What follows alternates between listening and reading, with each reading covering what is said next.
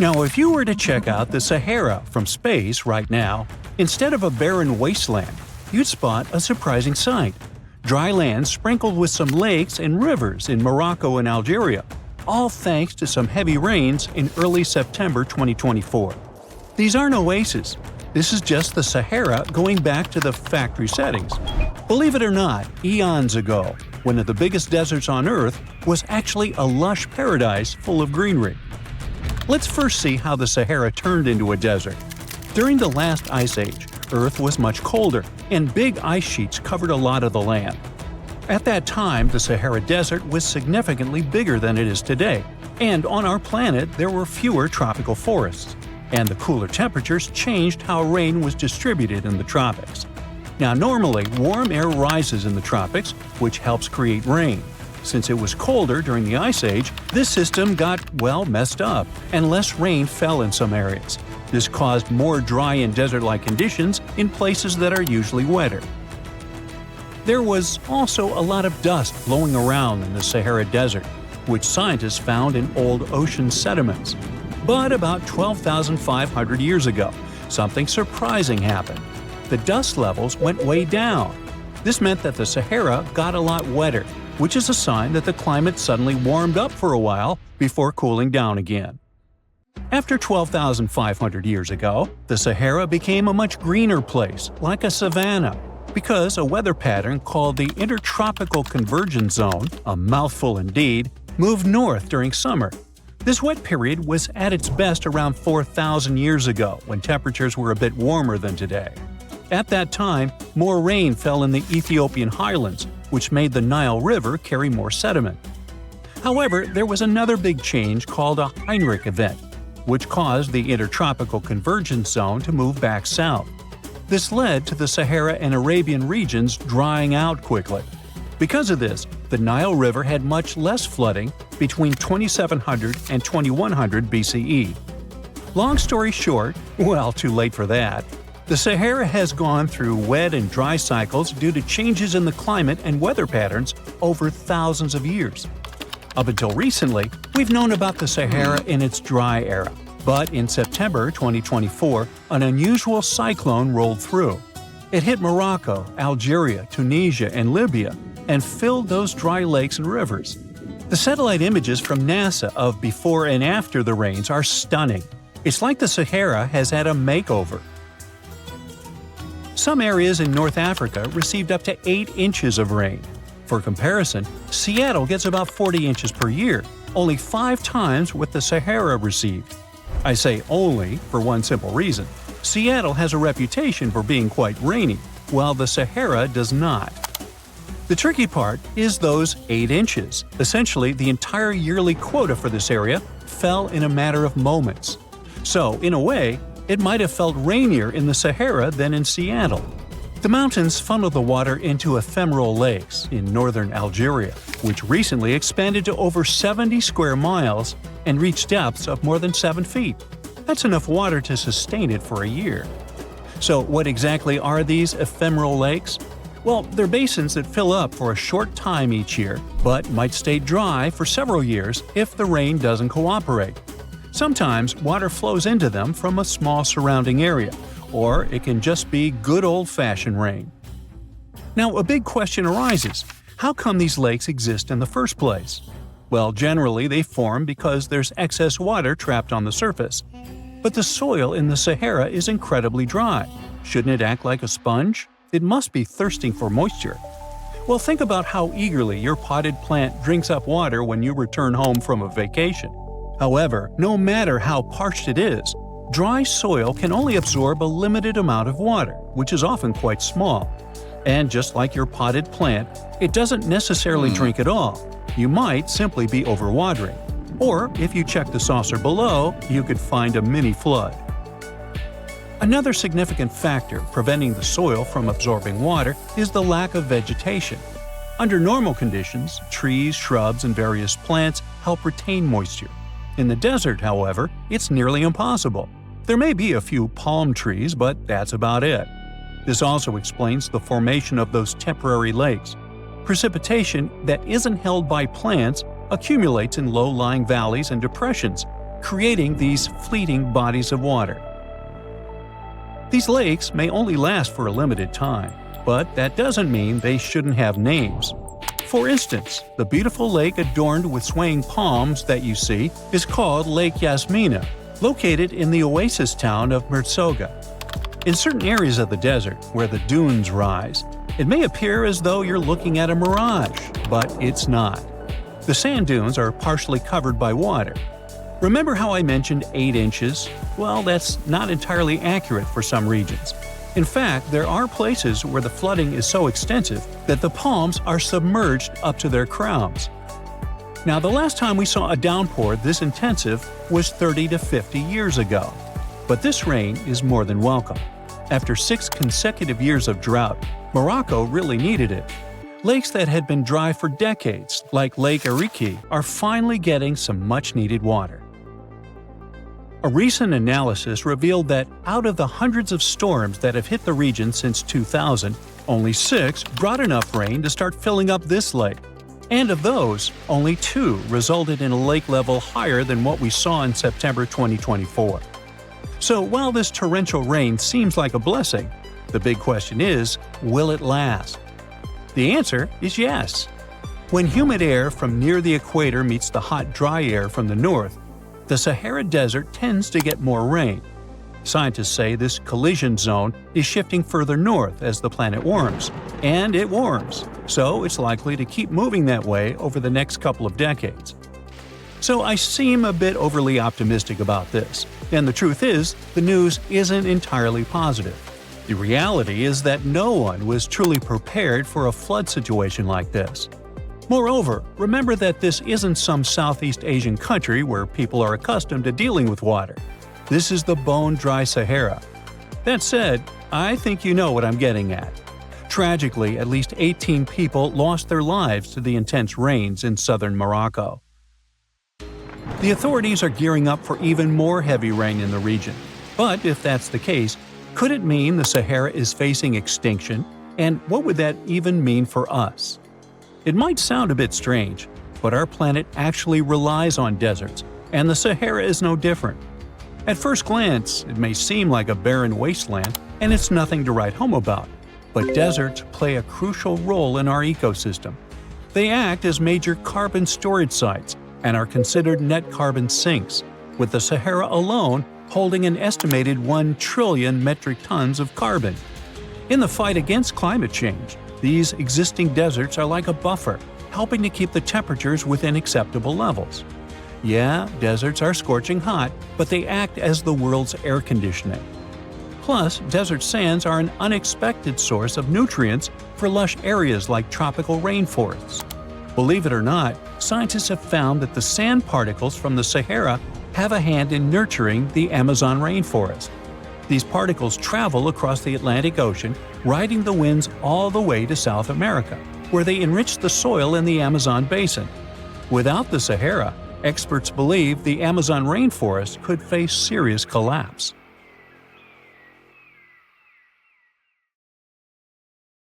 When you think of an epic desert scene with blazing sun, endless dunes, and those magical little oases, you probably picture the legendary Sahara, right?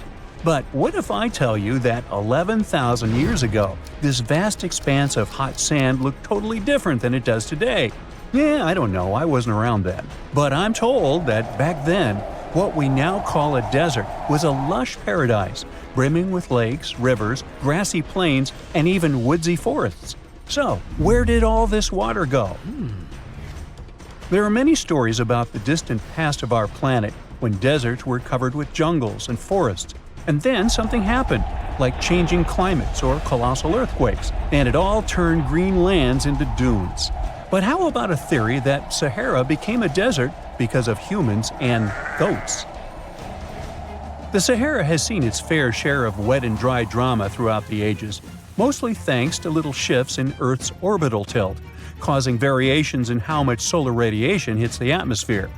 There were even times called the African humid periods, when the rain would pour in and transform the dry landscape into a bright green haven. But between 8,000 and 4,500 years ago, something really funky happened to this region. Certain areas went from humid to dry way too fast to explain it by just orbital changes. In the blink of an eye, the lush Sahara turned into the Sahara we know today. Now, if you ask scientists why it happened, they will tell you, "Oh, it's just poor parameterization of the data." Bet you didn't get it, did you? What? Well, right, let me translate it from scientific to common human. It means they really don't know the answer themselves, and they got a bunch of missing puzzle pieces. But as scientists sifted through ancient dirt and pollen samples, they spotted a quirky trend.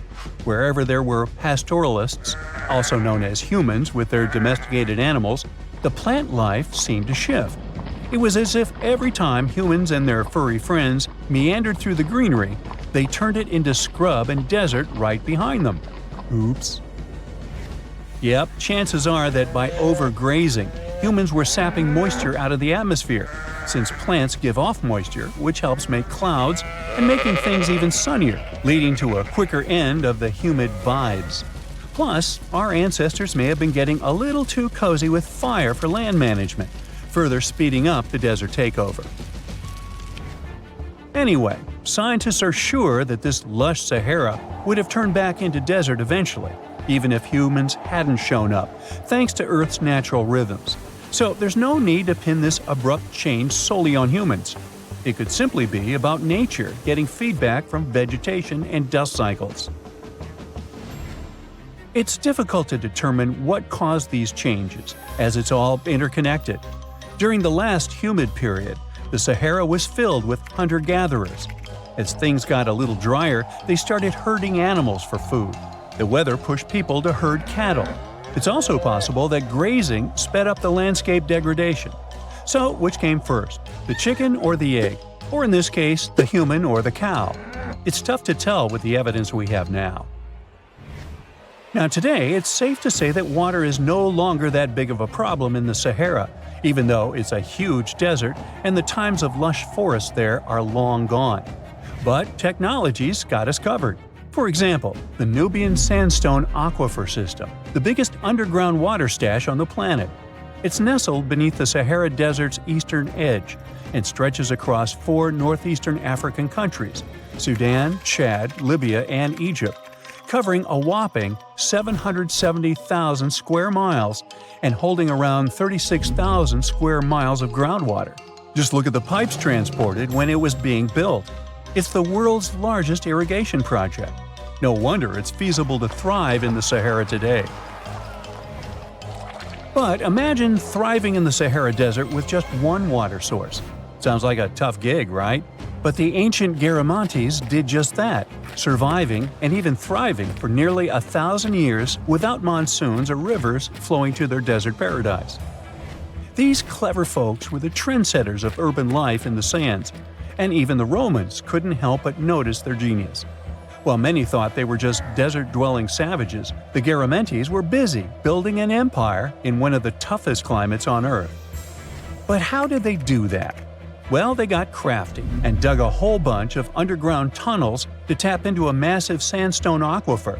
They were literally squeezing every drop of life from under the dunes. But recently, research showed that the Garamantes weren't just hardworking, they were pretty lucky too. The Garamantes had an underground aquifer that brought water up to a hill where they built over 500 fogaras, which are irrigation systems, some stretching as long as 2.5 miles. It was like sipping water through a straw, which let them irrigate their crops for nearly a century, especially since even a little rain would help recharge the system. But eventually, due to rain insufficiency, the aquifer ran low, and reaching it again would have meant digging more tunnels and relying on more people. That's a tough problem, considering these people were in the middle of food and water shortages. Guess I don't need to tell you what happened to the Garamantes, do I? The fall of the Garamantian culture might be linked to several factors. It may have been due to climate changes, or they may have simply used their water resources too much. Back in the day, the Sahara Desert was actually fertile agricultural land, thanks in part to the cool irrigation system the Garamantians created. But since fossil water isn't something you can replenish over time, the groundwater levels drop pretty low. This likely played a big role in the kingdom's decline by the late 7th century CE. That sounds like someone who hit a lottery jackpot, used up all the money, and went back to their original, not-so-cool job once the bank account got fully drained. Oh, by the way, even if the Garamantes left some secret wisdom messages for us, the chances are we'll never get what they wanted to tell us. Nobody really knows what language they used, and their texts are nearly indecipherable to us today. But let's go back to the Green Sahara. So it transformed into a desert about 4,500 years ago. But today, we can understand how people lived in those times in the Sahara thanks to natural parks in Africa that have the ultimate outdoor art gallery. There are well over 15,000 ancient paintings and carvings depicting everyday life from around 11,000 years ago. However, if the carvings aren't enough for you and you feel like visiting an actual green desert, all you have to do is book a flight to California. One of the most beautiful phenomenon in the world, the superbloom, takes place here. Look at all these colors – orange, green, pink. It's a miracle. Wildflowers bloom right in the middle of a hot desert after several years of rainfall in dry places. It's such a bright and colorful landscape that superblooms can be seen from space. This rare phenomenon can be observed in other arid places and deserts in western and southern Africa, Western Australia, and Chile. In all these places, the weather is very hot and dry in summer. Mild humid air comes in winter, and this is the ideal environment for mass flowering. Flower seeds that lie in desert sands can wait for decades before starting to produce flowers. When the hot sun destroys all the weeds and grass, and the rainfall becomes enough to moisten the soil, the seeds are kind of like, well, okay, now it's our turn to play a big game. And then hundreds of thousands of tourists come to take photos and post these beautiful pictures on social media. And this, unfortunately, is one of the main dangers for flowers. Therefore, if you find yourself in a place like this, don't pick the flowers and don't trample on them. Stay on the path, don't litter. Take only pictures and leave only footprints. You get it? Good. Name a desert. Let me guess. Sahara? Well, actually, no matter which one you thought of, I'm sure of one thing. It's located somewhere below this line. See, when we hear the word deserts, we usually picture dry, sandy, blazing hot places, and there's not a single one of those above 45 degrees north latitude, or below 45 degrees south. In the south, that kinda makes sense. I mean, if you leave out Antarctica, there's not a whole lot of land down there. But things are different above 45 degrees north. There are tons of land. Countries like Canada, France, the United Kingdom, and a bunch of others. And still, not a single desert. Actually, not a hot desert. Most of the major hot deserts are up in the northern hemisphere, near the tropics of Cancer and Capricorn. And the hottest ones are usually found between 15 and 30 degrees north or south of the equator. Just like the Sahara, where average high temperatures can reach up to 104 degrees Fahrenheit. Together, hot deserts cover almost 15% of the Earth's land area. But if our planet is packed with them, why doesn't a single one appear above this line? I mean, the 45 degrees north latitude. I'll explain. Let's divide Earth into 5 main zones. The polar regions are located at both ends, north and south. Right here, we have the 2 temperate zones. And finally, right in the middle of the globe is the tropical zone. Now, the line we're talking about sits in the temperate zone, in a colder area. Because the farther you go away from the equator, the colder it gets.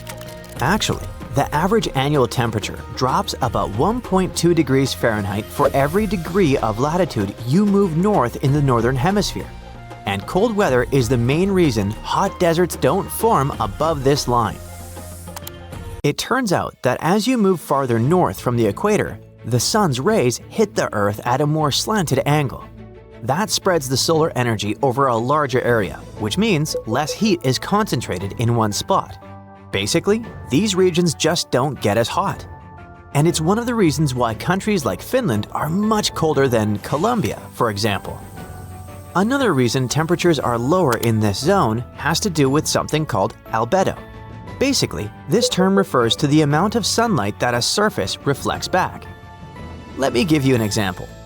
Every surface on Earth both reflects and absorbs sunlight, but in different amounts. Take snow, for example. It can reflect up to 90% of the sunlight that hits it and only absorbs about 10%. That's what gives snow a high albedo. And it's totally different with sand, which has a lower albedo. In places like the Kalahari Desert, down in southern Africa, it's about a 50-50 situation. Most of the year, roughly 50% of the sunlight gets reflected around there, and the other 50% is absorbed. The heat absorbed by the sand is part of why it gets so hot in dry places like deserts. I mean, hot deserts. Simply put, sand soaks up more heat, while snow reflects most of it. This is one of the reasons why snowy areas stay much cooler. So the closer you get to the polar zones, the easier it is for sunlight to be reflected instead of absorbed. And that helps explain why there aren't any hot deserts around those parts. Then, we also have atmospheric patterns. Let's just say that the air patterns change a lot once you go above that 45-degree line. That's because this region is controlled by a wind belt known as the Ferrel Cell. Okay, so Earth has three main convection cells. You can think of them as big loops of moving air. Warm air rises, cools down, sinks, and then the cycle repeats. At the top and bottom of the planet, we have the polar cells. Right in the middle are the Hadley cells, and sandwiched between those two are the Ferrel cells. Now, everything that happens between these three cells can get a little complicated, but for today, the main thing to know is this. In those middle zones, the warm air that comes from the tropics meets the cold air from the polar regions. So, Ferrel cells play a big role in moving heat from the equator up toward the poles. This flow of warm air helps smooth out the temperature differences between the tropics and the polar regions, and that's what shapes the weather in places like North America, Europe, and parts of Asia. In the mid-latitudes, the Ferrel cell keeps the air moving around so much that hot, dry air doesn't really get a chance to settle. So, those regions end up with more moisture, more clouds, and even storms, rather than dry, desert-like weather. That's why you don't usually see hot deserts around 45 degrees latitude.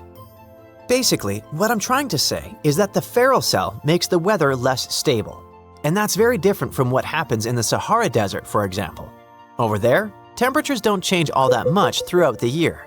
Just expect it to be hot. When you put all these factors together, it helps explain why hot deserts are mostly limited to the middle parts of the Earth, and why you'll never find a Sahara or Kalahari-style desert in places like Canada or Sweden. But that doesn't mean we don't have any deserts above the 45-degree line. Turns out, deserts don't always have to be hot and sandy. In fact, they can look like this. Yep, I'm talking about the Arctic. Because the actual definition of a desert isn't just some hot, dry, sandy place, it's really any area that gets very little precipitation. In other words, an area where it doesn't rain much. And it usually gets no more than 10 inches of precipitation per year. So, no matter if the weather is hot or cold, deserts are really dry places with hardly any vegetation around. That makes it pretty tough for animals and plants to live in those environments. If you think about it, that means the biggest desert on Earth is Antarctica. It covers about 5.5 million square miles, just endless ice flats as far as the eye can see. It's also the coldest desert on the planet, even colder than the Arctic, which is the other polar desert. Temperatures there can drop as low as minus 128.2 degrees Fahrenheit. If you look at the Earth, about 33% of its land is desert. Now, pay close attention to the ones located between 15 and 30 degrees latitude. These are called tropical deserts. But can you notice something curious about their locations? Most of them are found on the western edges of continents. And there's a reason for that. Actually, 4 main reasons.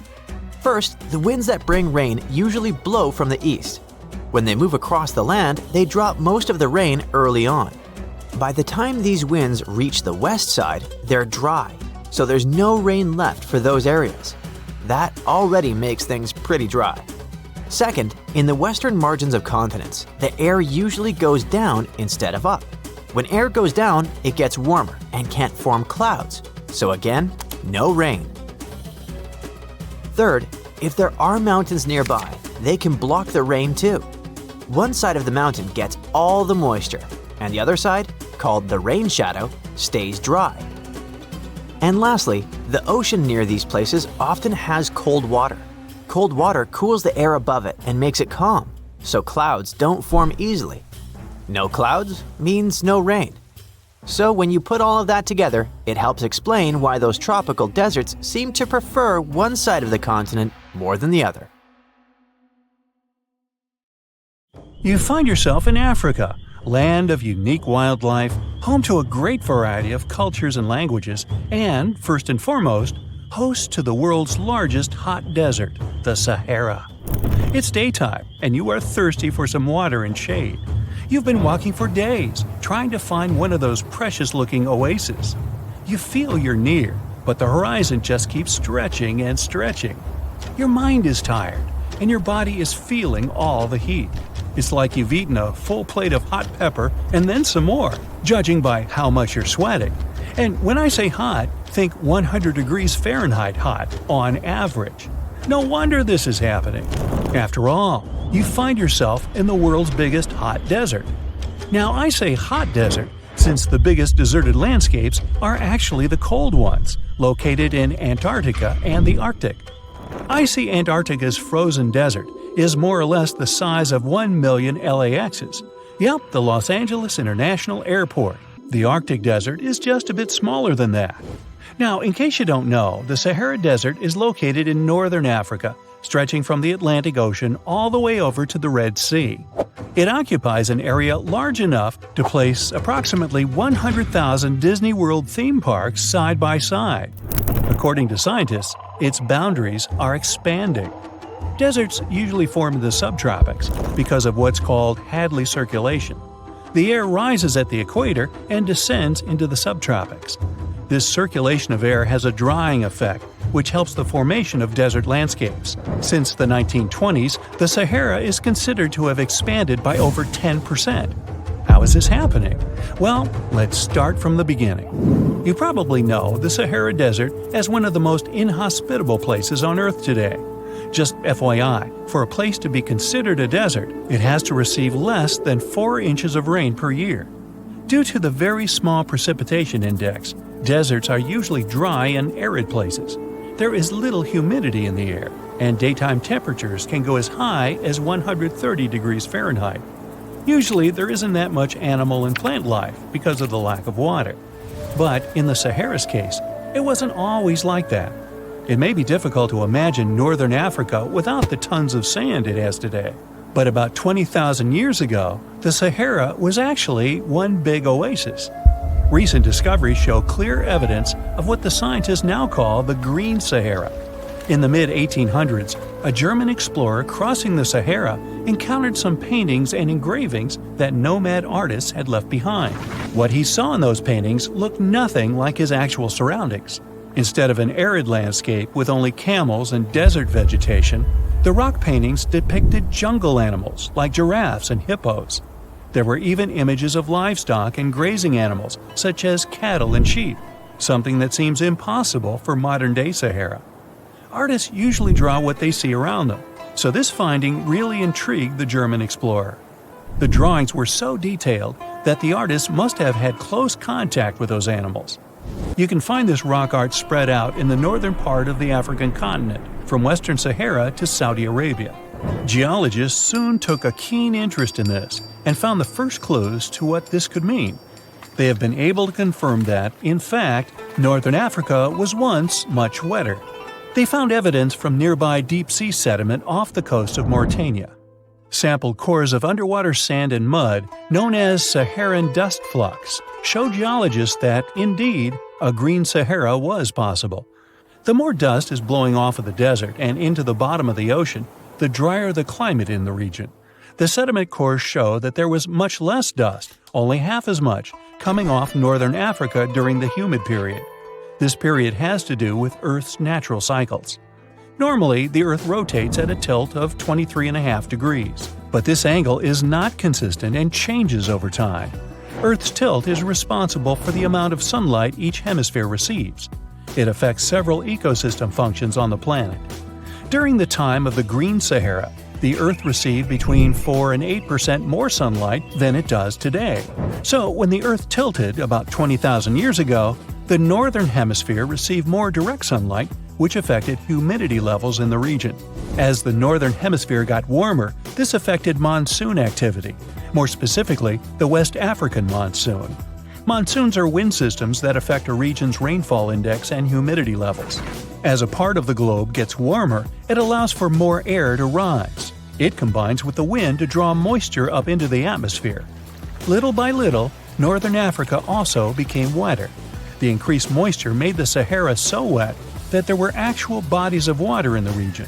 As vegetation grew, the plants held onto moisture better than bare sand could. There is evidence of natural basins throughout the Sahara and lakes so big they would fit all of the U.S.'s Great Lakes inside of them. Archaeologists uncovered evidence of vibrant societies in what are now arid areas. It looks like ancient cultures were able to take full advantage of the African humid period.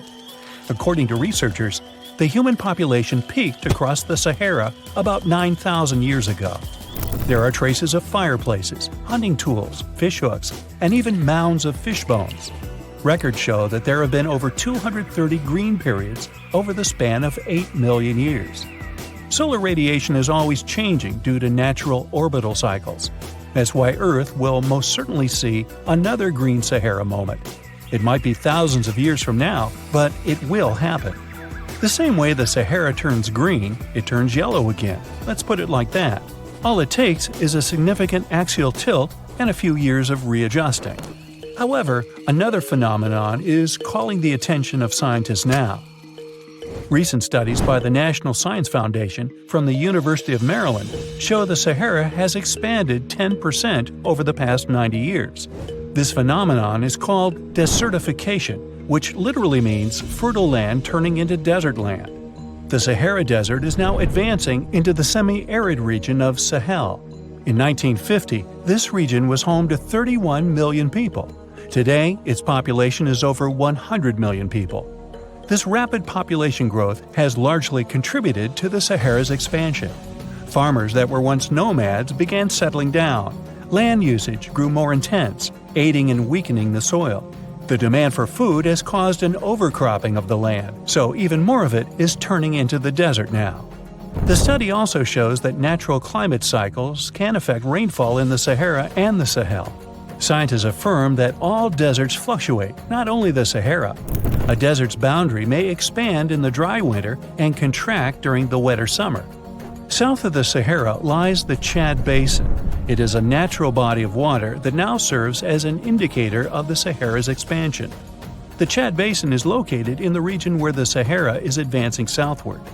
An atmospheric and ocean expert from the University of Maryland explains that rainfall has reduced greatly in the entire region.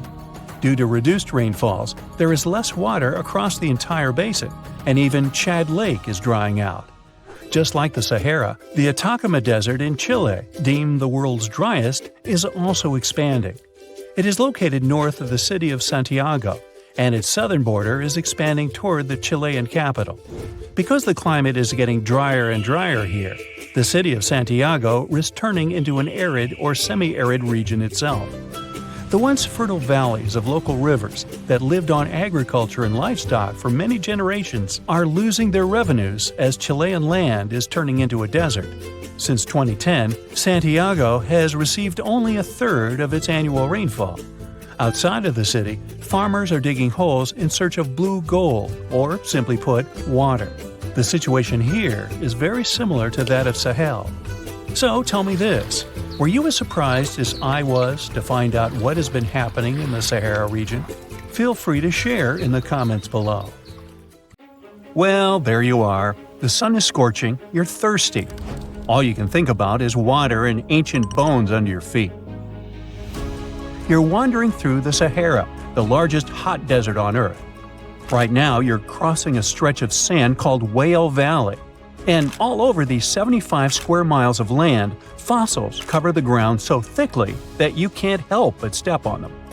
Paleontologist Hesham Salam says it's an unusual picture in this place. The bones are poking right out of the cliffs, as if they're calling to you to come check them out. You can spot ribs scattered all over the place. Look at these vertebrae. They're giant. Ooh, the creature they once belonged to must have been up to 65 feet long. The fossils show that the animal had a streamlined body like today's whale, but still had features like hind legs and feet. For scientists, it means a very exciting thing. They might have discovered a fully intact skeleton of a prehistoric whale. It was an animal that lived in this area when Egypt was underwater. You see, today, the Valley of the Whales is the world's largest ancient whale graveyard. You're likely wondering what marine animals are doing in a desert more than 100 miles away from the nearest coast. Well, millions of years ago, this desert was at the bottom of a massive ocean called the Tethys, which stretched from Europe to India. When sea levels dropped, the ocean left behind a seabed covered with fossils. And today, the fossils of some of the earliest known whales rest here, which gives researchers a peek into how today's massive ocean whales may have evolved. The fossils here are super detailed, even with some stomach contents still intact. Uh-oh. Scientists have also found fossils of ancient sharks, crocodiles, and turtles, helping to recreate what this marine world looked like millions of years ago. Now, the first whale bones were discovered in 1902, but it wasn't until the 1980s that people really started to explore the area, only when access to this area became better. Sadly, some fossils had been taken away by collectors before the site turned into a protected area. Most of the fossils are just under the surface, slowly revealed by erosion. Whale Valley gives us an amazing glimpse into millions of years of ancient coastal marine life. But let's move further. Ancient whale fossils aren't the only discovery you're going to make today. For over 150 years, scientists have been puzzled by a strange creature that lived millions of years ago. But now, thanks to some amazing fossils found in Morocco, they've finally figured it out. Look at them. These creatures are called blah blah blah. Nah, I'm kidding. Stylophorans. They look like flattened armor with a long arm sticking out. Researchers discovered these creatures in 2014 and were shocked. The fossils dated back around 478 million years. They found around 450 specimens, and to their surprise, some even had soft tissues preserved, which is super rare. Before this, they only knew stylophorans from their hard parts. Originally, scientists thought these creatures were good old echinoderms, animals like sea urchins and starfish. But new discoveries prove that they had a core body and feeding arm similar to modern starfish, complete with a water vascular system to help them move and eat. This finding ends a long debate about where stylophorans fit in the animal family tree. Now we know they're related to echinoderms, but are more advanced because they don't have the typical 5-ray symmetry. Ooh, come here and look at this giant fossil. It was found in the Sahara and gave scientists new insights into the Spinosaurus, the largest carnivorous dinosaur we know about. These 95 million-year-old remains also confirm that it was the first known swimming dinosaur. The Spinosaurus had flat paddle-like feet and nostrils on the top of its crocodile-like head, perfect for staying underwater. It was a pretty weird dinosaur with a long neck, trunk, tail, and a 7-foot sail on its back, so it must have spent a lot of time in the water. At over 50 feet long, Spinosaurus might have been even larger than T-Rex. The first Spinosaurus remains were discovered about 100 years ago in Egypt, but only this new fossil, found in Morocco, helped scientists reconstruct this dinosaur for the first time. Researchers paid attention to the creature's shorter hind limbs and wide claws. These features point to adaptations for life in the water. Its snout and dense bones also suggest it was a swimmer, while its spiked tail likely attracted mates. Hey, good looking, come here often? And here's another astonishing find made in Tunisia, the remains of Machimosaurus rex. Now, so far it's believed to be the biggest crocodile ever. This ancient croc was about 32 feet long and weighed around 66,000 pounds. It was a top predator around 130 million years ago, and its skull was over 5 feet long. Now, this discovery is a big deal because it shows that these crocs stuck around longer than we thought. Before this, scientists believed that they disappeared during a minor extinction event between the Jurassic and Cretaceous periods. Now, let's go back to the fact that the Sahara was once underwater, and some of the largest sea creatures ever lived there. A study published in the Bulletin of the American Museum of Natural History speaks about an ancient body of water called the Trans-Saharan Seaway. It existed between 150 million years ago, covering parts of Western Africa. Scientists spent 2 decades trying to recreate this prehistoric underwater world. They found it was warm and shallow, home to some pretty terrifying creatures, including 5-foot-long catfish and 40-foot-long sea snakes. Yikes! The seaway was cut off from larger oceans for long stretches, which may have helped these predators grow larger because resources were always available. It's a classic case of evolution at work, leading to what scientists call gigantism in isolated environments. But all that water didn't just disappear with no trace. Under the sands of the Sahara, scientists have discovered a massive ancient lake, which they're calling a mega-lake. Makes sense? This lake formed around 250,000 years ago when the Nile River flooded the eastern Sahara. At its biggest, this lake covered over 42,000 square miles. It's about half as big as Kansas. They also found evidence of a smaller lake, 93 miles west of the Nile, at a slightly lower level and covering 18,600 square miles. All of this adds to growing evidence that once, North Africa had many lakes that might have created migration routes, helping early humans move across the continent. Now, in the Sahara, you can find not only fossils of bizarre animals. In May 2020, some weird rocks with greenish crystals were discovered in a sandy region in southern Algeria's Sahara Desert. When scientists checked them out, they found out these rocks weren't from Earth. They were actually pieces of a meteorite called Erg-Chek 002. This meteorite is super old, like the oldest volcanic rock ever found. It melted ages ago in the fiery heart of an ancient protoplanet that no longer exists. Researchers had recently published a study in Nature Communications, revealing that they have analyzed lead and uranium isotopes in Erg-Chek 002 and found out it's more than 4.5 billion years old. Another cool discovery made in the Sahara is quite unexpected. A few years ago, scientists found what they think are the world's oldest colors, and they're bright pink. These pigments were uncovered from rocks that are around 1.1 billion years old in the Sahara Desert. The colors came from microscopic organisms, as animals didn't exist back then. The discovery was made by a PhD student who crushed the ancient rocks and analyzed the pigments. These pink pigments are actually ancient chlorophyll from photosynthetic organisms that lived in an ocean that's long gone.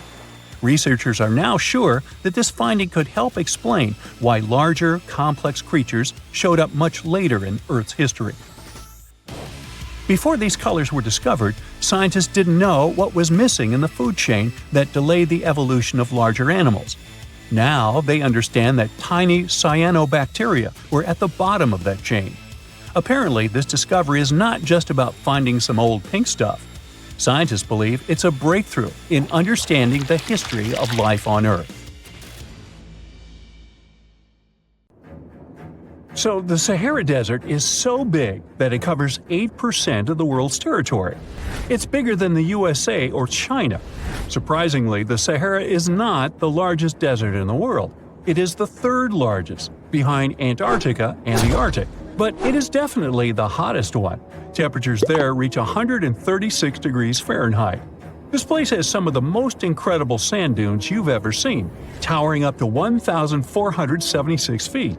But here's the kicker. There's a real risk that these dunes might continue to spread until they cover the entire world. Surprisingly, the influence of the Sahara Desert extends far beyond its borders. Its dust, carried by powerful winds, makes its way to the UK and across the European continent, particularly in winter. This dust settling on the ground where it rains is a familiar sight to those in the UK, often leaving a red residue on cars. This connection between the Sahara, England, and Europe serves as a stark reminder of the global reach of environmental phenomena.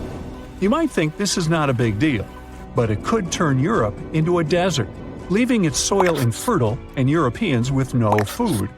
Soil is a fundamental aspect of human existence, just as crucial as clean water and air. Without it, we're left with nothing but a bleak and barren landscape. The Sahara Desert has already made its jump across the Mediterranean Sea, which is concerning and could change the landscape forever. 1/5 of Spain has already turned into a desert. The next victim is Italy, which also faces the problem of desertification. In fact, almost all European countries have the same issue. According to an expert, the land that has not changed for nearly 2,000 years will become mostly rock, and people living on this land will be gone. 60% of the soil in Moldova is gone, and the problem has expanded beyond the Black Sea. It has reached China and Mongolia, thousands of miles away from the Sahara Desert. All of this causes losses of $4 billion a year. The threat is so significant that even the UN has gathered the necessary resources to solve the problem as soon as possible. Italy is sending help to Africa to stop the Sahara Desert from expanding. If this process does not stop in the next 10 years, millions will be forced to leave their homes. The Sahara Desert is growing for approximately 30 miles per decade. You do the math and see how long it will take to cover Europe. Since 1920, the Sahara has expanded by around 10%. But not all hope is lost because more than 172 countries have joined to put a stop to the desertification of the world. The World Food Program is a project that aims to help bring back green land that was once present in the Sahara. When they told people who called the Sahara home what they were about to do, the latter basically laughed in their faces and said it was impossible. But when you have a specific goal in mind, the impossible becomes possible. If we traveled back around 5,000 years into the past, we would see a beautiful forest with lush green trees and grass. Africa's climate has been changing for 21,000 years, from fantastic greenery to uninhabitable deserts. This has to do with Earth's rotation and the monsoons that bring water to this dry continent. But with the help of scientists and some clever tricks, we can bring the greenery back and stop the Sahara in its tracks. The Senegal River serves as a border between the Sahara Desert, Senegal City, and Mauritania. When you look at this area from space, you'll see how the desert is expanding to Senegal because the vegetation along the riverbank is almost non-existent. Forests can serve as a barrier, stopping the sand from getting blown away and the desert from expanding. An effort to create a great green wall is being made, and how they do it is actually quite impressive. Nothing has been growing in the currently restored area for more than 40 years, making locals find other places to call home. People were thrilled when they saw that the land could be restored. They're very committed and learn to work with the soil and grow food. At the same moment, more than 30,000 hectares have been restored and transformed into lush greenery. The Sahel region is the starting point of desertification, and it is crucial to establish a green wall in that area first. To make this wall is not rocket science, since it only takes a few simple steps. The ground there is baked by the sun and as hard as a block of concrete. If you've ever poured water on concrete, you know that it just flows away. It doesn't stay in one place. So they had to create water-retaining half-moons that would hold the water and make it available to plants. When you learn about how these half-moons work, you might say, how did they not think of that sooner? Actually, this technique is ancient, and it was once implemented in Sahel, but it was lost over time. When the rain falls, the water is collected into the half-moons that are positioned a bit lower than the ground below contour lines. There is also a kind of bank at the end of the shape that prevents water from overflowing. And in the middle, there are plants that are happy because they have plenty of water to thrive. Also, it's essential to grow native plants that are kind of used to harsh conditions, like sorghum and millet. These plants have been surviving there for thousands of years and produce a good amount of biomass, which means the land can be rehabilitated faster and people will have food sooner. The water that will enter the half-moons won't be lost. It will penetrate the ground and top off underground waters. This will ensure the ground that H2O will never run out and that future generations will have usable aqua. This brilliant planting technique is not limited to half-moons. People also create lines and plant various vegetables, such as tomatoes. Next, there are places only for trees, like lemons or oranges. After a long hot day, nothing is better than a freshly made cold lemonade. The trees will also protect the soil, and with some luck, there will be a new forest in the Sahara Desert. The goal is to copy the forest dynamic.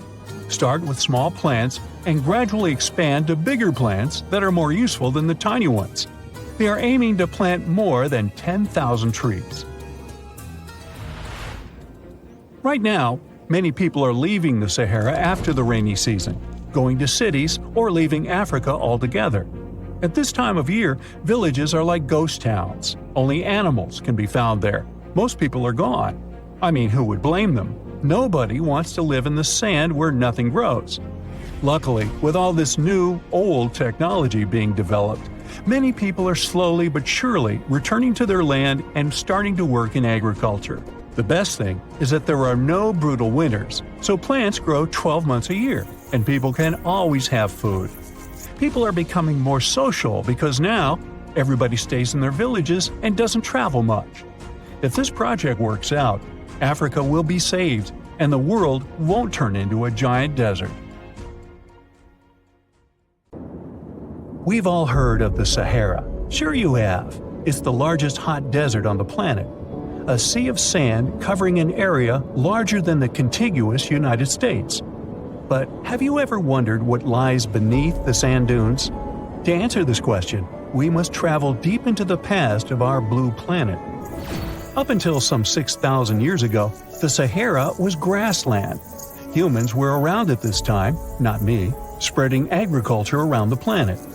In the north of Africa, the color green dominated. Plenty of rainfall meant that there were lakes, rivers, pastures, and even forests.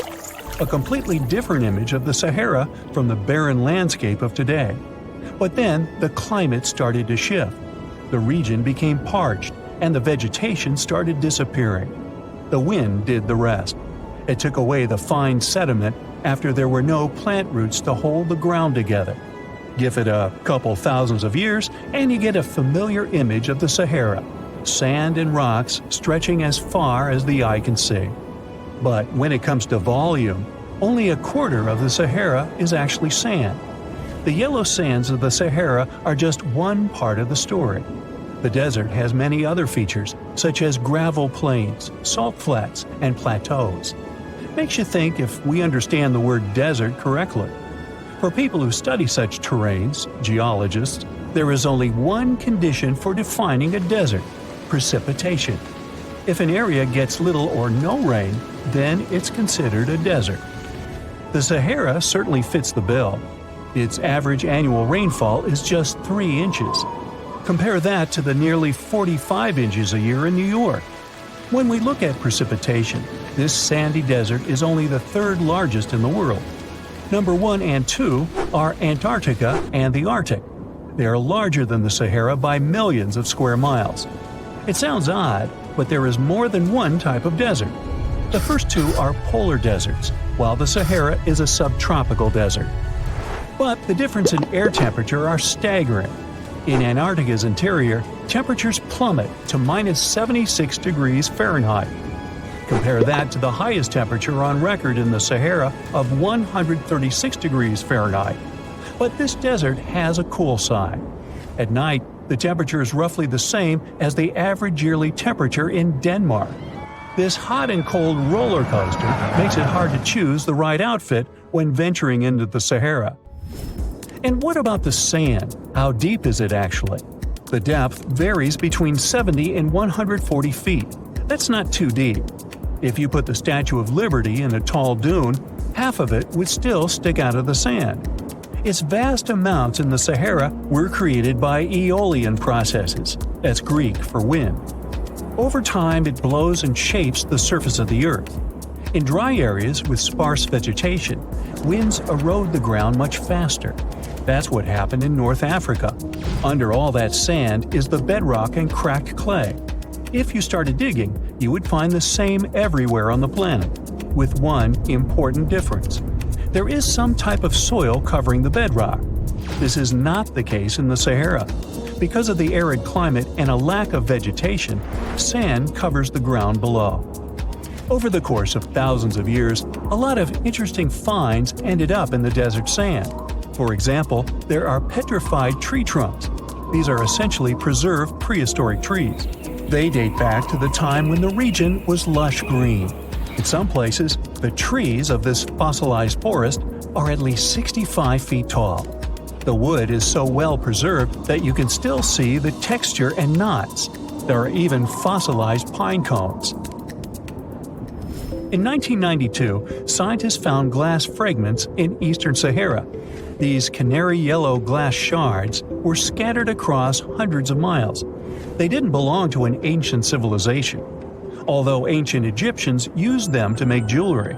In fact, the breastplate of King Tut had a beautiful scarab beetle centerpiece made from this desert glass. For a long time, scientists were puzzled about the true origins of these fragments. They finally concluded that the glass was around 29 million years old. It is an impact tape. If that sounds like it has something to do with the word impact, you are correct. These rocks are formed when a meteorite hits the surface of the Earth. This generates a lot of heat. Scientists estimate that the temperature needed to melt this mineral was close to 3,000 degrees Fahrenheit. Apart from the regular fine-grained sand, we also have melted sand in the Sahara. But the desert conceals other unlikely artifacts. Shark teeth are a common find in Morocco, which sits in the western part of the Sahara. What are the fossilized teeth of these marine predators doing in the middle of the desert? This part of the world looked entirely different millions of years ago. There was a sea cutting right through what is now a desert. The Trans-Saharan Seaway ran the length of present-day Algeria and Mali. It was around 165 feet deep. That was enough for all sorts of aquatic animals to inhabit it. Large catfish, sea snakes, and of course sharks lived in the area. British archaeologists even unearthed a turtle shell in Mali in the 1980s. For centuries, there was even an entire city hidden under the desert. Timgad was a Roman outpost constructed by the Emperor Trajan around the year 100 in the current era. For various reasons, its residents abandoned it around the year 700. The sands of the Sahara soon engulfed the city. It had remained hidden for nearly 1,000 years. Then, in the 1700s, a Scottish explorer started digging out the city. His team first uncovered a sandstone triumphal arch 40 feet high, similar to the ones we can see in Rome and Paris today. An amphitheater soon popped out of the sand, and it was followed by well-preserved statues of Roman emperors. The Scotsman's find was so impressive that no one believed him at first. It took 2 more centuries for archaeologists to fully excavate the city during the 1950s. The site covers a surface as large as 10 polo fields. The ruins reveal the full mastery of Roman city planning. All the streets meet at a right angle in what is known as an orthogonal grid. You can find the same layout in modern cities such as New York. Historians estimate that during its heyday, 10,000 people called Timgad home. Different nationalities lived here, from Romans to people of African descent. Today, more than 2.5 million people live in and around the Sahara. They are spread across 11 countries in total, and their living space is growing. The desert is 10% larger than it was just a century ago. This process doesn't involve sand pouring out of the Sahara. The ecosystems on the edges of the desert simply change over time. The wind blows the soil away and vegetation dwindles. The perfect conditions for the formation of a desert landscape. These changes are happening in the Sahel, a region south of the Sahara Desert. That's why the African countries have recently come together for a project called the Great Green Wall. The primary goal is to stop the desertification of the Sahel and hold back the sands of the Sahara. Their plan is ambitious and involves planting a wall of trees from the west to the east of the African continent. The proposed forest is not only going to be long, but wide as well. The Sahara and the Sahel share a historic bond. Since antiquity, camel caravans have been making the journey from Africa's Mediterranean coast in the north to the savannas in the south. The golden age of this trade kicked off in the 9th century. The perilous journey took several months to complete. The route was 2.5 times longer than the length of the Grand Canyon. Explorers still find evidence of these ancient caravans hidden away under the sands of the Sahara. You're flying over the Sahara Desert in a small, light aircraft when you spot something truly weird. It seems to belong to a very different part of the world, the ocean. But what ocean can be huge enough for this monstrous sea star to dwell there? You descend and realize that it's not a sea star. It's a towering dune with a pretty unique shape, and it's not alone. From afar, these magnificent sand structures look a bit like pyramids. They have pointed tops and radiating arms. Called star dunes, they're the most complex and largest desert dunes in the world. They're the tallest of their kind, but that's not the coolest thing about them. Researchers have found similar formations on Mars and even on one of Saturn's moons, Titan. Star dunes aren't super rare, but they're especially widespread in southeastern Morocco near the border with Algeria. That's where you're flying at the moment, and the breathtaking dune you're marveling at is Lella Lalia, probably the most famous of them all, a giant 330 feet tall. Scientists believe that it formed in less than 1,000 years. How about doing some research to find out more about these unusual formations? There, I see a great spot for landing. Star dunes got their name because of their multi-armed shapes.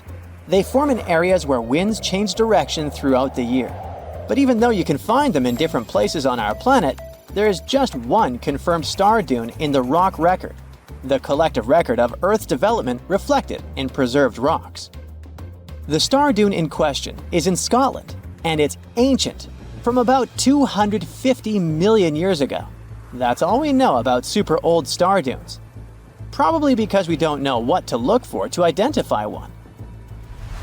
Another problem: star dunes often form in remote locations, which makes them extremely difficult to study. Imagine reaching the nearest settlement, then somehow traveling who knows how many miles to the dune itself, and then slogging up several hundred feet of shifting sand. I'll pass. But you can go since you've already landed, and the dune is right here in front of you. Currently, you're in a dune field called Erg Shabi.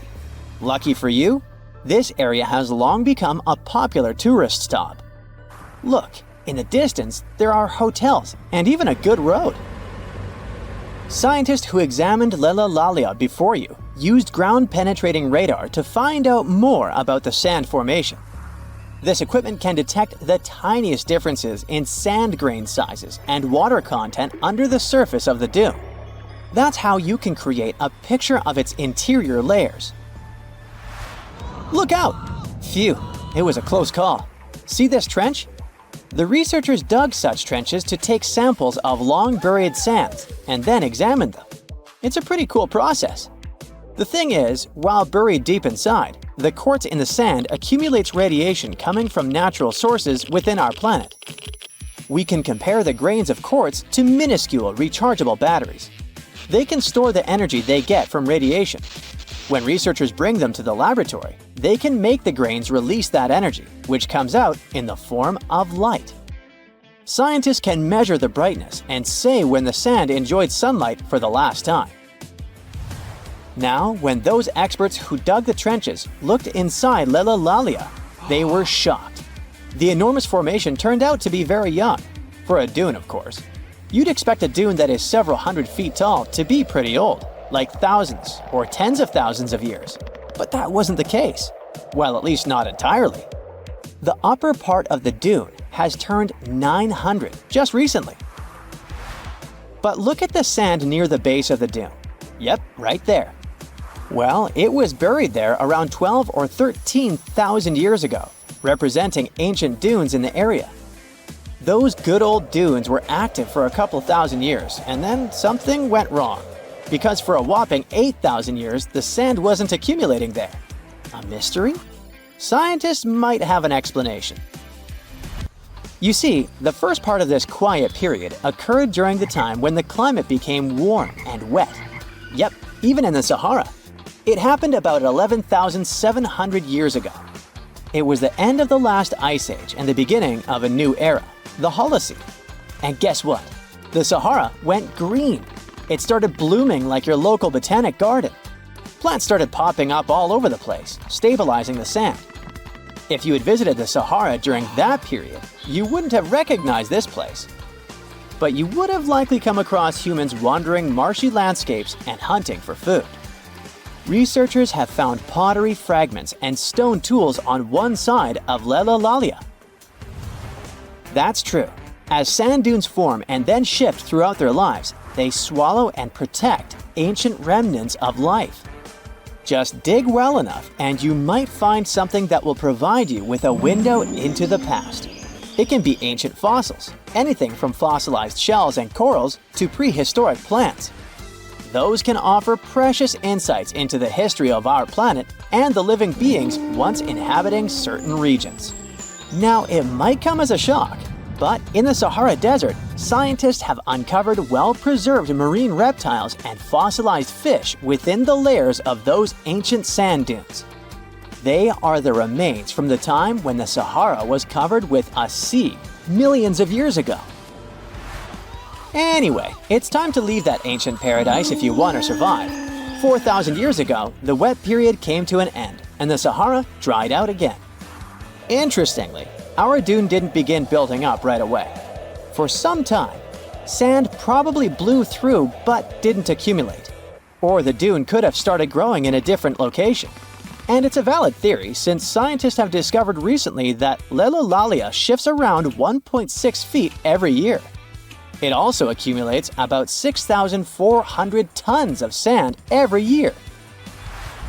Now, if you've been inspired by your dune trip and are now eager to explore more of them, I've got some unpleasant news for you. Unfortunately, although there might be star dunes locked in sandstones around the globe, they're super tricky to detect. The problem is, dunes are huge, but they lack a single distinguishing feature. So you'd really need large exposed beds of rock if you want to get a wide enough view to identify a star dune. On the bright side, there surely are places where it might be possible to do such research, but you should be ready to know that it might be just a set of various features that look like other dunes.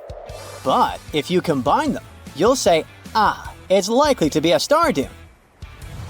Comment below if you'd like to go on a trip in search of a star dune. Meanwhile, we'll continue our journey. You decide to have some rest and start climbing down the side of the dune. That's when you begin hearing it. Terrible, haunting sounds. Are there ghosts nearby? Worry not, you're safe. You might have heard of a phenomenon called singing sands. As you walk down some sandy slopes, you disturb the grains of sand. They rub against each other, producing friction that creates those eerie melodies. With each step, the sand beneath your feet comes alive in a ghostly choir of whistles and whispers. The sounds range from low hums to loud, high-pitched wails, as if an otherworldly symphony is echoing through the dunes. But of course, scientists have their own very practical explanation, attributing this phenomenon to the right atmospheric conditions combined with the unique size, shape, and moisture content of the grains. Now you've almost made it all the way to the bottom of the dune, but beware of slip faces. When a sand dune reaches a certain steepness, it develops a slope. That's the very slip face I was talking about. This slope is usually on the leeward side of the dune and sheltered from the prevailing wind. Sand grains start accumulating on the windward side, slowly creeping along the dune's gentle slope. At one point, they reach the top. Gravity takes over and they start sliding down, triggering a cascading effect. It looks like a miniature sand avalanche, and I wouldn't want to end up in its way. You plan to spend your summer vacation in Africa. The final destination is the Sahara Desert. It's located in northern Africa, stretching from the Atlantic Ocean to the Red Sea. You're excited to ride camels and learn about the region's rich cultures. You hop on an extensively long flight, and finally, you are here. You find yourself in the world's biggest hot desert. Can you believe it's 3 million square miles? You're ready for your first adventure after drinking liters of ice-cold water. The guide gives you a choice. You can spend 2 weeks visiting a collection of oases, or you can help them solve an ongoing local mystery. Deep into the desert, near this Algerian town, lies a mystery begging to be solved. A collection of huge, spotted circles in the sand. There are dozens of them, stretching for miles in a straight line. The circles were first identified via Google Earth images several years ago. People have debated them for years, but no one seems to know the answer. The strange thing is that they are so many miles away from any towns, roads, or human activity. The quickest way to discover the truth behind the circles is asking questions. You grab your notebook and set out to talk to locals. Everyone is helpful in this scenario: geographers, anthropologists, elders, and historians. The first person you talk to is a map expert. You need to understand if those circles were authentic or a satellite glitch. You end up interviewing the people who take Google Earth satellite pictures. The circles are really there. They appear in multiple pictures from many years. Then, let's understand why they are there in the first place. After 2 days of interviews, you have your first lead. The circles could be the result of oil activity. Experts explained why this would make sense. Algeria is a rich area for natural resources, so this would be a sensible guess. Usually, to find out if there is anything worth extracting, companies would undertake seismic surveys. Seismic surveys are a way of analyzing the Earth's surface by sending shock waves into the ground. Depending on how these waves bounce back, you'll know what is located there. A special vehicle could have marked the soil that way. So, did we unravel the mystery? Not quite so. As you know, the Sahara Desert is one of the driest areas on the planet.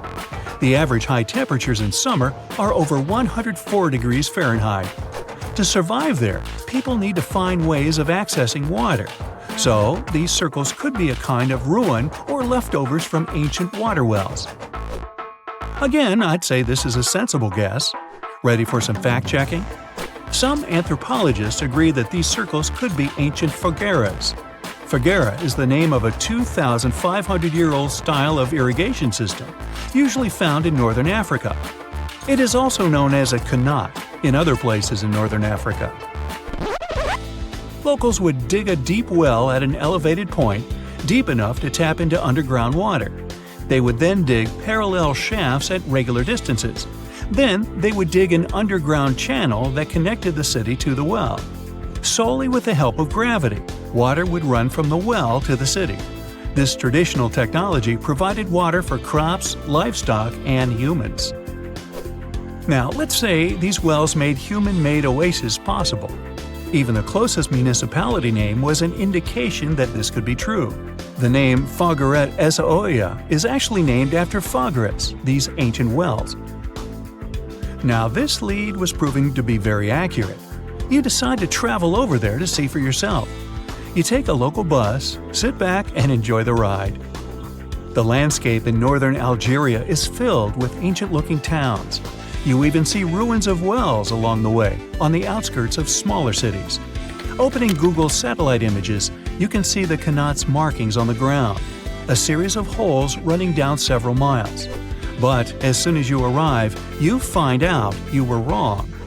Dale Lightfoot, one of the world's leading experts on qanats, said that the circles were definitely not qanats. Even the satellite images confirm this difference.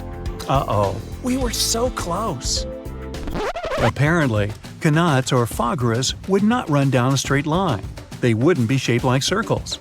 Another clue that this wasn't the case was that there were no towns at the end.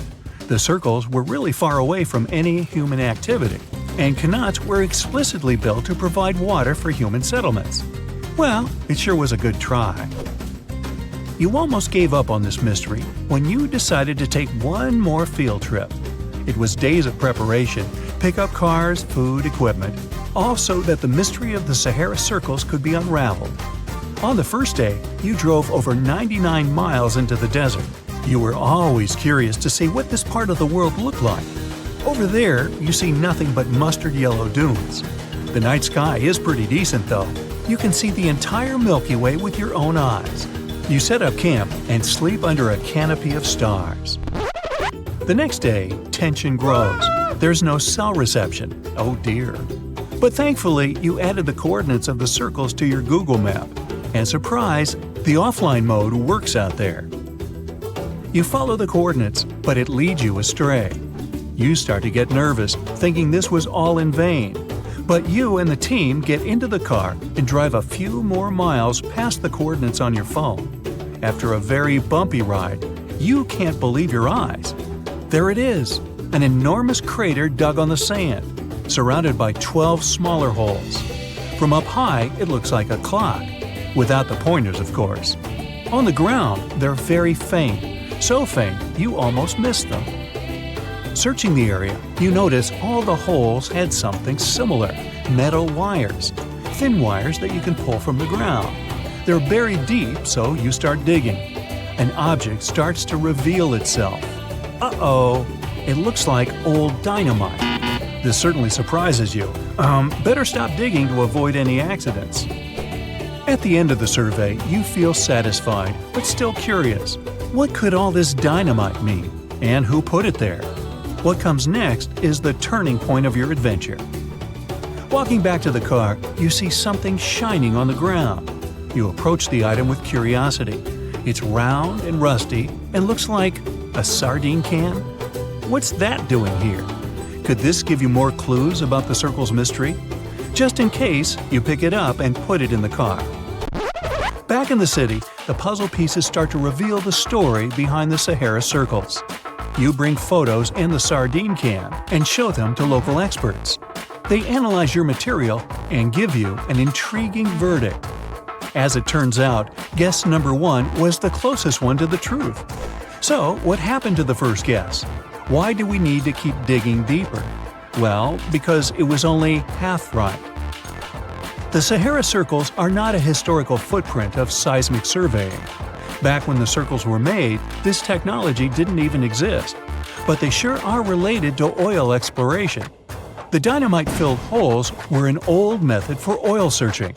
The circles are the leftovers of surveyors looking for resources underground. And the sardine cans? Well, they were left by the workers who held explosion works. You gotta eat, right? According to the model of the can, this happened more or less around the 1950s and 1960s. So these circles aren't even that ancient. More like modern ones, if you ask me. Well. Hope you are glad you tagged along and helped unravel this mystery. See you in the next mystery-solving adventure. Imagine working 7 days a week on a large-scale construction site. You, along with thousands of others, carry millions of stone blocks and put them on top of each other according to a complex system. You work without modern construction equipment. You have no air conditioning or constant access to water. It's so hot outside that you can fry eggs on the road. You've been building the pyramid for decades, and now, when it's finally done, you enjoy the result of the colossal work of thousands of people. You're looking at a giant cultural monument of global value that will freeze in time and amaze people for tens of thousands of years. A few thousand years have passed. People in the 21st century see the pyramids and are like, wow, I can't believe humans have built this. Yeah, the people who built the pyramids wouldn't have appreciated such a theory. But actually, there are reasons to believe that people built it using some fantastic technology. From the outside, it seems the Great Pyramids are just big triangles of stone. People just put some heavy blocks on top of each other, and that's it. In fact, the design seems too perfect to be true. The pyramid consists of more than 2 million blocks. They lay so close to each other and are so even that you couldn't squeeze even a thin sheet of paper between them. scientists still can't figure out the exact technology for building the Egyptian pyramids. One of the biggest and most famous is the Great Pyramid of Giza. This huge construction, well known all over the world, has one big secret. There should be a capstone on top of the pyramid. It's a triangular-shaped stone block, a small pyramid on top of a huge one. It's also called a pyramidion. The builders of ancient Egypt made it out of granite and limestone and covered it with gold. No records or old drawings prove that there was a pyramidion at the top of the Great Pyramid of Giza. But there's another ancient Egyptian structure with such a triangle, the Red Pyramid. It was built before the Great One, and its capstone has survived to this day. Archaeologists have found and reconstructed it. But where could the capstone of the Great Pyramid be? It's a mystery that still has no answer. Some are sure that some thieves have stolen it from the top. Maybe they just climbed up and pushed the pyramidion down. It makes perfect sense. The capstone was probably the most valuable element of the pyramid. Many scientists and archaeologists still don't know its exact purpose. Some believe that this peak covered with gold glorified the pharaohs. The capstone reflected moonlight at night and illuminated the entire space around it. During the day, the capstone reflected sunlight with its shiny surface. You could have noticed it from afar. The top of the pyramid was a kind of guiding star for lost travelers. All other stone blocks of the pyramid consist of limestone. People polish them to make them look shiny. In the past, they were even glowing and reflected light. You could see glowing pyramids from space, although they looked like tiny lights. Over thousands of years, winds, sandstorms, and rains have changed the pyramid's appearance. If people had taken care of them all this time, they would have looked like something out of science fiction movies, or the pyramids from Las Vegas. But unfortunately, we will never see their original appearance. Some archaeologists and scientists believe that the capstone could absorb the sun's energy and distribute it evenly throughout the pyramid. No one knows precisely why the Egyptians needed this technology. There's a theory the pyramids are ancient energy systems. The pharaohs applied this energy to use some unique technologies that were more advanced than all the achievements of the 21st century. And the triangular shape of the pyramids was ideal for boosting this electromagnetic energy. In theory, solar radiation, or electromagnetic forces, accumulated at the top of the pyramid, filled the inner rooms, and then went down the walls to the base. Any surface distortion could prevent the flow from spreading, so they had to create a perfectly smooth surface. That's why they installed the blocks so that nobody could squeeze a needle or razor blade between them. Many people believe in this theory because they built the pyramids from limestone. This material can hold energy inside itself. In the inner part, they created granite deposits to cause air ionization, that is, to create an electric charge. They also dug channels under the pyramid for water to transmit electricity. And at the top, they put a gold capstone, the best conductor of electricity. So, this is how you get a great power generator. Different cultures used similar technologies to create electricity all over the world. But these are all theories. If it had been working, humanity would have used these technologies today. There are mentions of the metal industry, chemistry, engineering, physics, mathematics, and astronomy in some ancient records. Most scientists don't believe in all these things. We know the detailed stages of the technology's development in different cultures. In the 21st century, scientists, historians, and anthropologists can track the evolution of all modern devices. If people had created some technological inventions in ancient times, the history of the world would have looked different. Perhaps all the achievements of antiquity could have been wiped off the face of the earth by global cataclysms, and it can happen to us. Just imagine how people would dig up a laptop in 5,000 years. Perhaps they wouldn't understand what kind of device it is. Another Egyptian wonder surrounded by mystery is the statue of the Sphinx.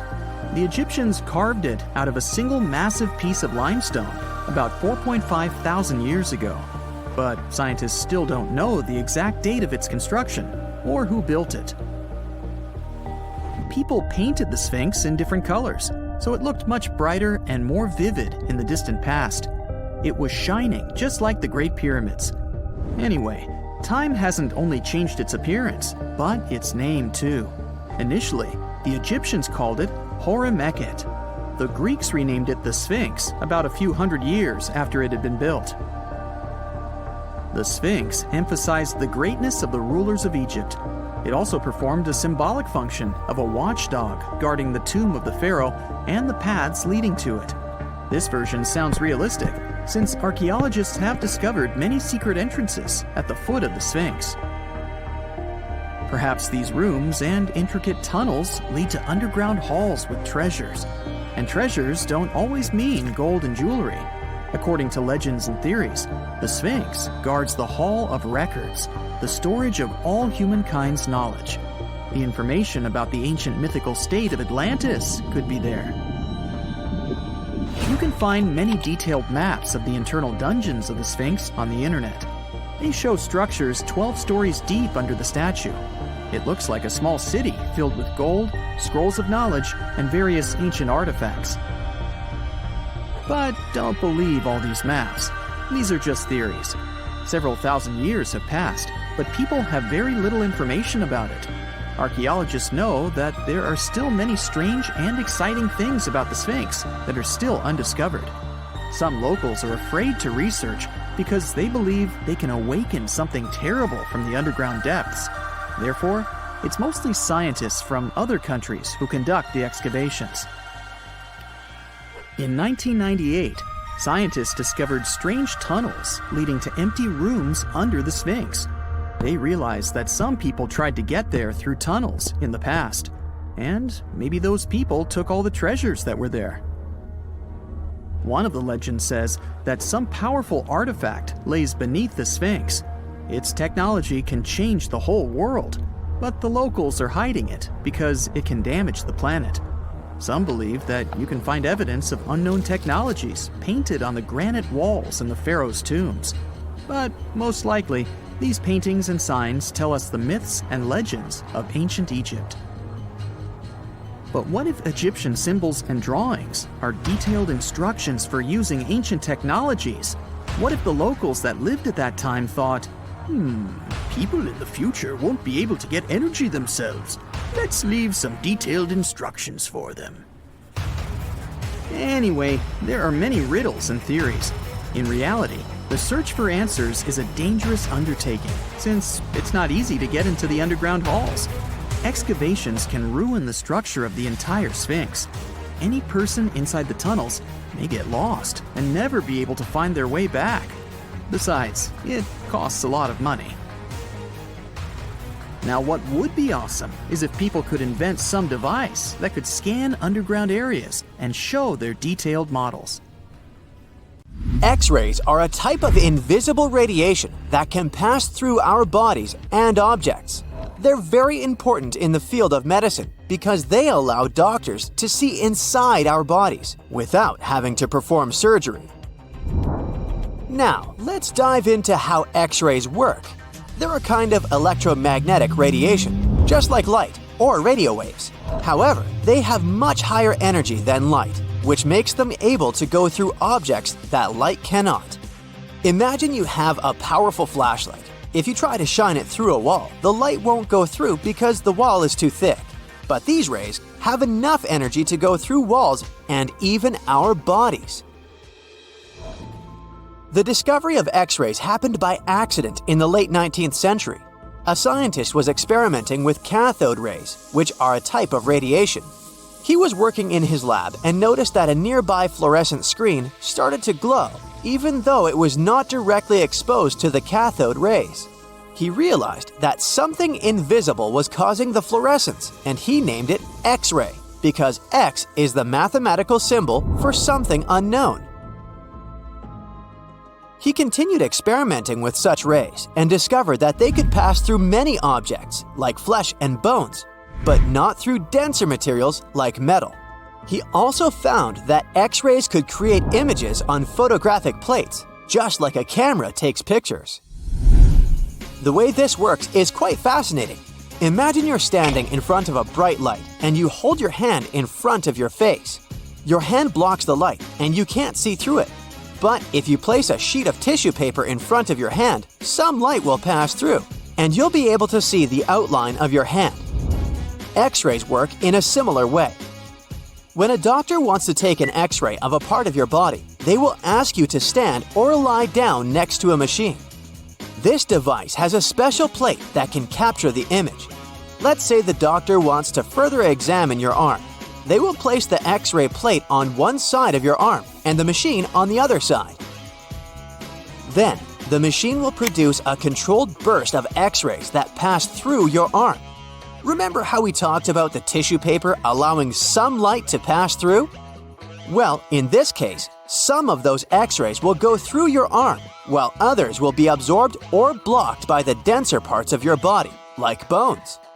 The plate captures the X-rays that pass through your arm, and it creates an image.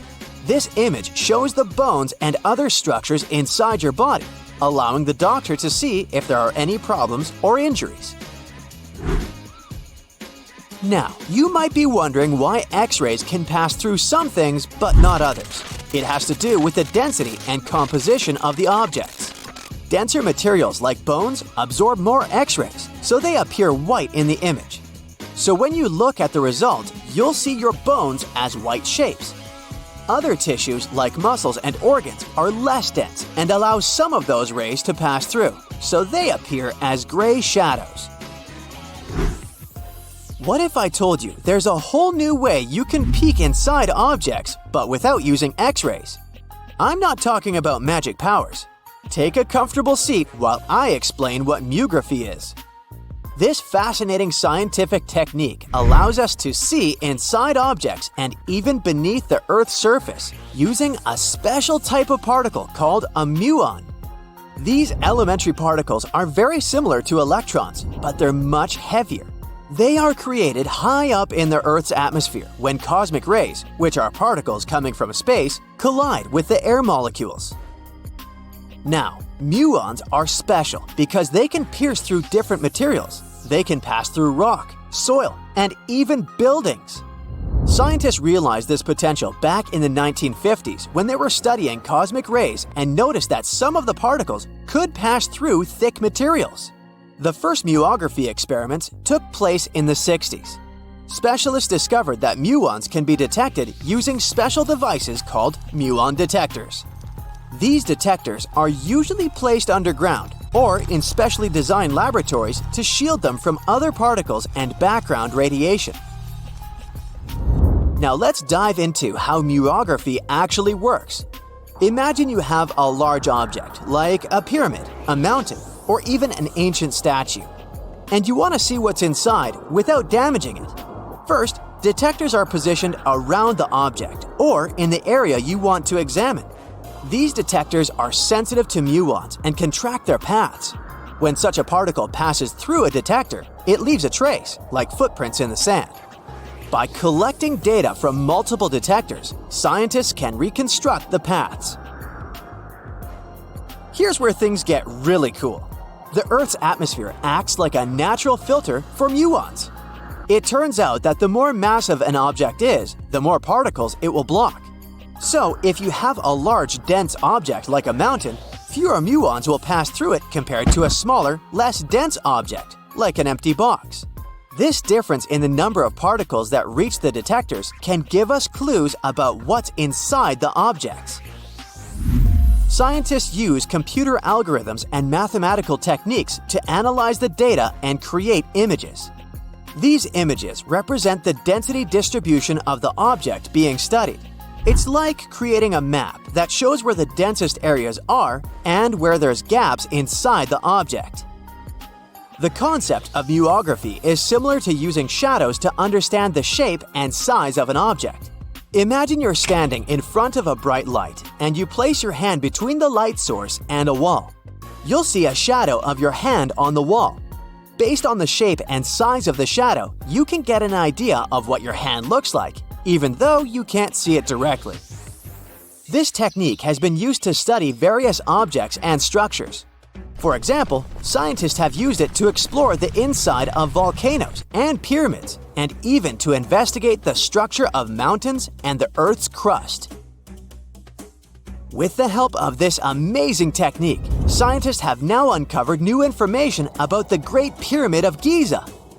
They discovered something that had eluded tomb raiders for centuries. They found a hidden chamber. And guess what they named it? The Big Void. Yeah, I know, not the most creative name. They even used 3 different muon detection techniques just to be super sure that it was indeed a big, mysterious void inside the grandest pyramid of them all. Once news got out about this mind-boggling discovery, Egyptian authorities couldn't resist the temptation to explore further. So they brought in an endoscope camera to confirm the existence of this epic void. So they inserted a camera through one of the openings underneath the entrance, and voila, it revealed a corridor. More so, the corridor had a chevron ceiling. I can't help but imagine the ancient Egyptians using it as a cool dance floor. Another team of scientists decided to take another shot at scanning this newfound void. According to them, the Great Pyramid of Giza is a pioneer in the pyramid game. It used a technique called chevron to cover internal structures and keep them from collapsing. Now, why did the ancient Egyptians build this corridor and the grand void it leads to? One theory suggests that the corridor was built to relieve pressure inside the pyramid. Another theory says that the void could be a result of the pyramid's construction process. It could have been an internal ramp used to move roof blocks into position, and then it was left there or filled loosely with rubble.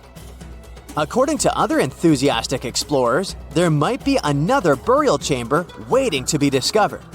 They believe that the pyramids were built with a dash of randomness in the construction process. As the builders worked their magic, they realized that some chambers wouldn't be able to handle the weight of a majestic sarcophagus. So they made adjustments on the fly, creating new plans as they went along.